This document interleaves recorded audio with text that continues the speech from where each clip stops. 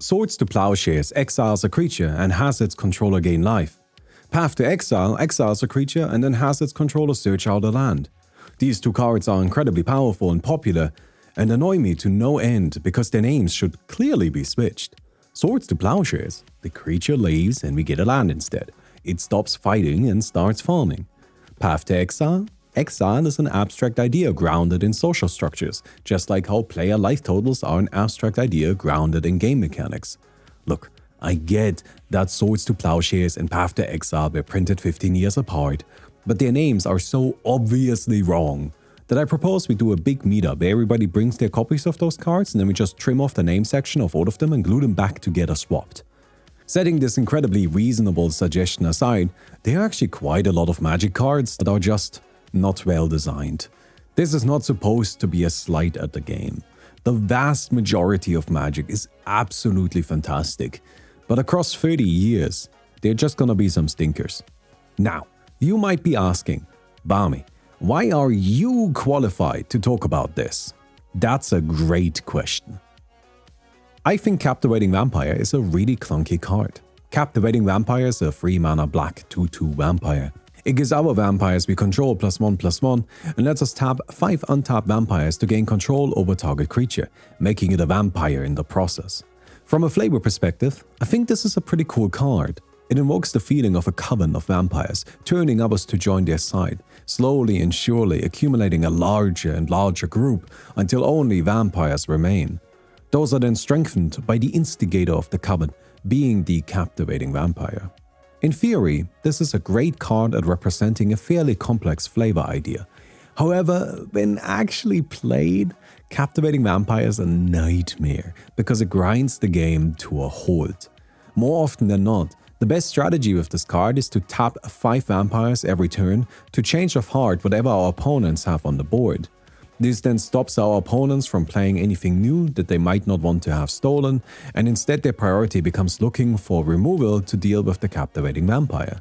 What makes this so annoying is that we, as the vampire player, also stop progressing past the point of stealing something every turn.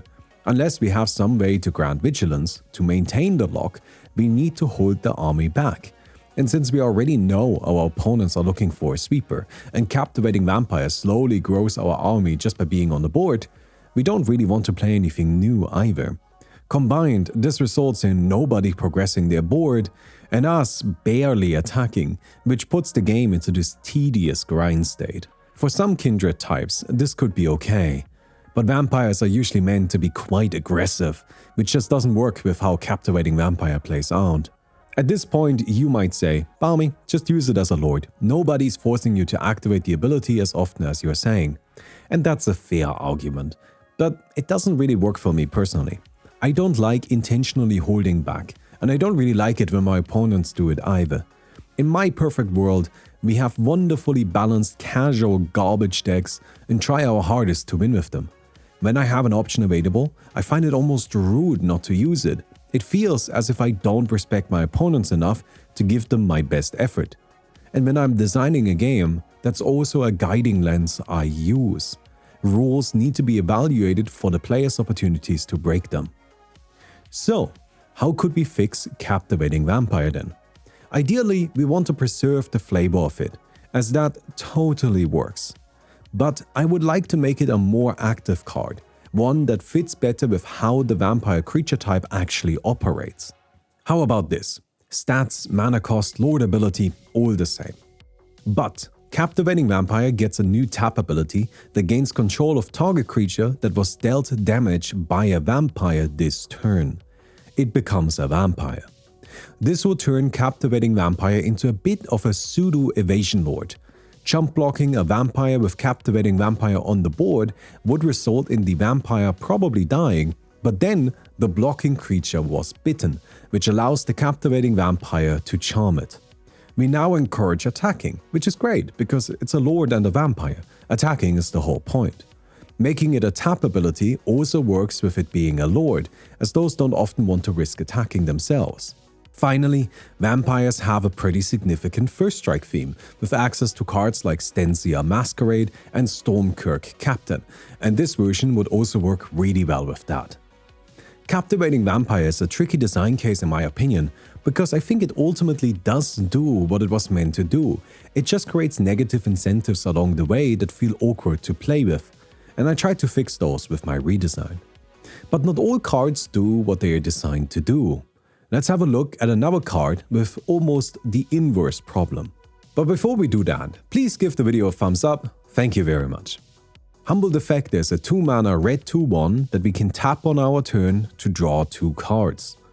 But when we use this ability, we also have to give the Humble Defector to another player. They can then use it on their turn and pass it along to yet again another player. At first glance, Humble Defector seems like a really great multiplayer card. Everybody gets to draw a little bit and we can do a bit of politics. But this is another card that fails in practice. Not always, mind you. I've definitely seen Humble Defectors take their little strolls around the table, which is how I think it's supposed to be played. But even more frequently, I've seen it turn into a draw engine for 2 players only. Instead of passing it around the table, 2 players agree that they'll pass it back and forth on each of their turns, letting them gain a significant lead on the other 2 players. Now, this isn't fundamentally a problem. I just don't think this is how the card was intended to be used. In a 1 versus 1 format, we would obviously have to pass it back and forth between the 2 players. And if we expand that onto Commander, it would pass around the table. We can see this in other similar cards. Bucknard's Everfull Purse and Hiflane Robe both have the same vibe, but there's one noteworthy thing different about them. Instead of passing to a chosen player, they always go to the player to our right. That way, this abuse isn't even possible. However, this solution takes away the politics aspect, which is a shame and something I would like to preserve. I should also mention that Wizards did print another Humble Defector recently, which is Yes Man Personal Securiton, and that one can go to any player again. While this could imply that they don't consider what I'm describing an issue, I think it's actually more likely that they reached the very common game design dilemma of conceding one negative in favor of getting more positives. Not everything has a clean solution. I think in this case they wanted to include the additional ability of Yes Man, which ended up occupying too much space on the card to also include a way to fix the Humble Defector problem. I've been struggling to come up with a clean solution too, but here's my best attempt. Tap, draw 2 cards. Target opponent gains control of Humble Defector. You gain protection from Humble Defector until the end of that player's next turn. Activate only during your turn. Making it so that the player that uses Humble Defector's ability gains protection from it results in it not being able to target that player, meaning the other players are not able to pass the Humble Defector right back. If they want to bounce it back and forth, they have to wait a whole extra turn, which is a significant disadvantage. This version of the card would encourage players to give it to somebody else so they get to draw cards more quickly. However, what I don't like about my solution is that protection is an old and complicated mechanic, and Humble Defector is the kind of card that's great to include in precons, as it does a good job demonstrating how Commander is different from other formats. Ideally, I would like Humble Defector to be able to remember who the most recent player that activated it was, and then simply not be allowed to go there, but I'm not sure that remembering players across turns is something a card can do. This solution does also introduce the possibility of 3 players passing the Defector around the table while ignoring the last guy. But if I'm honest, I think at that point it's just kind of funny. As I said, I'm not 100% on my solution here, so I would be delighted to hear your suggestion. Let's move on to our final card for today, which is Sitta Varma, Masked Racer. Sitta was one of the main characters from the Ether Drift storyline. She comes from a rich family on Avishkar, whose patriarch, Sitta's father, had very traditional expectations for her. In spite of this, she became a masked underground racer who led an entire team into the Girapur Grand Prix. She started as a character full of rebellion and jealousy, and across the story, she didn't really change that much, as she weirdly became a side character halfway through. Still, she nearly won the race, rapidly closing in on the finish line all by herself, but then she was stopped a last second by some nonsense that's not worth going into, but importantly wasn't her choice. Then, at the end, Sitta overcame some of her jealousy and worked to protect those around her by taking a big cocktail of drugs. Yeah, no, I'm not joking, that's actually what happens. Anyways, Sitta Varma, Masked Racer, is a 2-mana Simic 2/3 with a single exhaust ability. For X, 2 green and a blue, she can put X +1/+1 counters on herself, and then we may have the base power and toughness of every other creature we control become equal to Sitta's power until end of turn. She's basically an overrun, except without trample and while needing a huge mana investment. This is just not a very good card, and worst of all, it got nothing to do with her from the story. Not even her artwork depicts a story moment. It genuinely feels to me like they ran out of time and decided to slap something generally inoffensive on her, which I guess is fine, but what a shame. Sitta is one of the main story characters of Aether Drift, and she basically didn't get a card. Not even her colors make sense. Why is she Simic? Blue, I get. Sitta is an engineer and she puts value on her intellect. But green? She should have red or black in there as she's rebellious and self-centered.